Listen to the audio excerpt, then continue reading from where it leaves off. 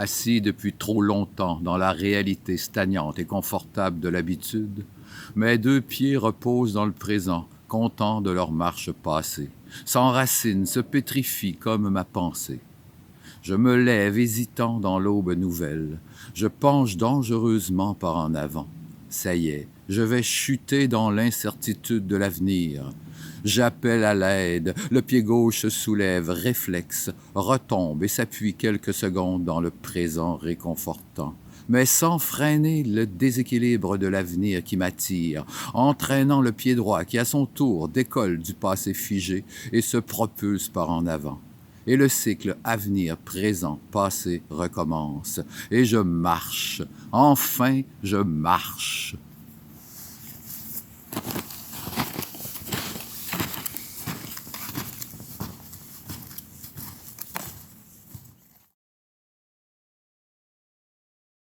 La route 90, l'Amérique du Nord, le plus beau livre animé ouvert sur les tablettes dans les grandes surfaces.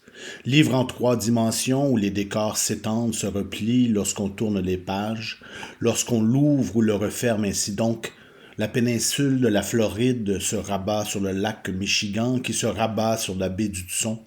La Gaspésie péninsulaire reprend la forme de l'un des grands lacs. Les Finger Lakes en dessous entrent à merveille dans le gange géant renversé de territoires invisibles. L'Europe est un rappel de l'Amérique toponymique, elle s'y plaque, se dédouble, se duplique. La Rhénanie en Pennsylvanie, le Yorkshire en New York, Hamelin en Mécaniquebourg, la planète Terre, copie recto verso de la planète bleue, trouvera un jour en creusant dans ce mini-poème les premiers germes d'un copier-coller géodésique, appelé aussi théorie du dépliement. C'est en cherchant sur des feuillets de glace des mots frissonnants sous leur sens, des mots tombés à côté de leur chair, qu'on aborde aux habitations de l'étrangeté. Demain, j'aurai quelque chose à dire, mais les phrases ricanent dans l'ombre des bibliothèques. Un poème s'érige ici comme un château de cartes en hiver, un bonhomme de neige dans ses vêtements d'homme et de fatigue. On ne s'émeut pas pour quelques feuilles tombées derrière les voitures, ni pour des mots de femmes rebelles aimées malgré soi dans la descente de l'âge. On les écoute dans l'espace blanc que demain suppose. Ici, on ne trouve rien qui n'ait été détruit ailleurs et détourné par les hommes de foi du travail, que la pureté de ce qui n'a rien à dire et qui a fait naufrage. Pourquoi pleures-tu quand certains soirs je te sers des fleurs, quand la lune pleure sa lumière jusqu'à temps que la nuit meure? Veux-tu raccommoder mon manteau car le vent court par le coraux et la neige up s'envole en l'air et la maison se réfrigère?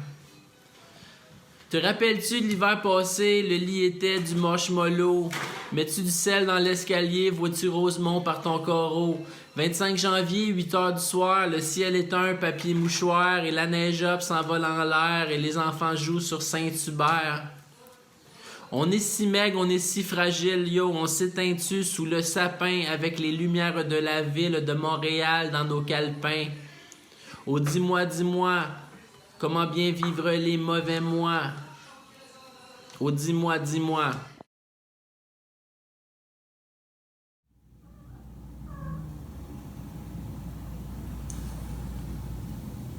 Je te dis que je suis sensible, une ébauche d'intranquillité, au diable le linge éparpillé, l'œil grave sur ta main, sur tes 2 mains, et ta chute dans la clarté, plus belle encore quand tu ne dis rien, quand tu retardes la traite, à nouveau un salon et des gens qui dansent. Ce n'est pas toi, ce n'est pas à toi. Si c'est un jardin, Si la science dit vrai, dans la fleur de ta bouche collée, le champagne coulera toujours à flot.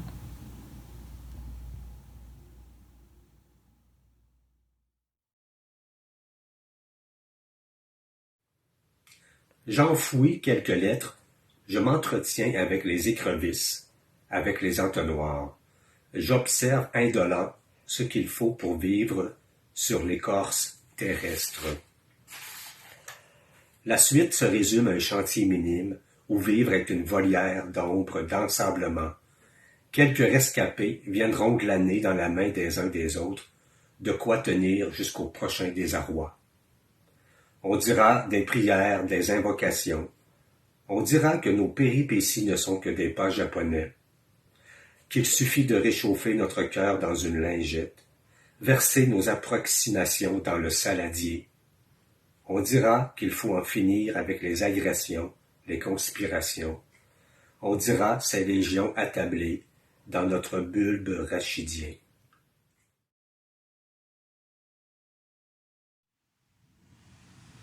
Dans mon lit, l'éternité semble moins longue, les matins n'ont plus d'heure et ma longueur, aucune date de péremption. Les membres gourds, je ne sais plus où finissent les couvertures et où commence mon corps. Expliquez-moi encore quel membre fait quoi, quelque part dans le mouvement incessant de la boîte du manège. J'ai perdu la notion que ce corps est à moi. Je me réveille en sursaut, aucune main grouillante sous les draps pour agripper une cuisse en sein, mes cheveux. Au miroir, il me semble bien, oui, voir chaque attrait de mon corps s'affaisser, retenu par le désir de personne.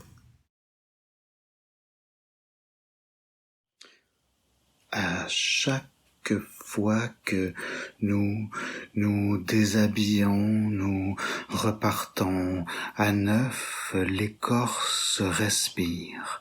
La nuit sert à se remettre des vêtements râpés du jour. La peau est un livre, est le plus grand des organes.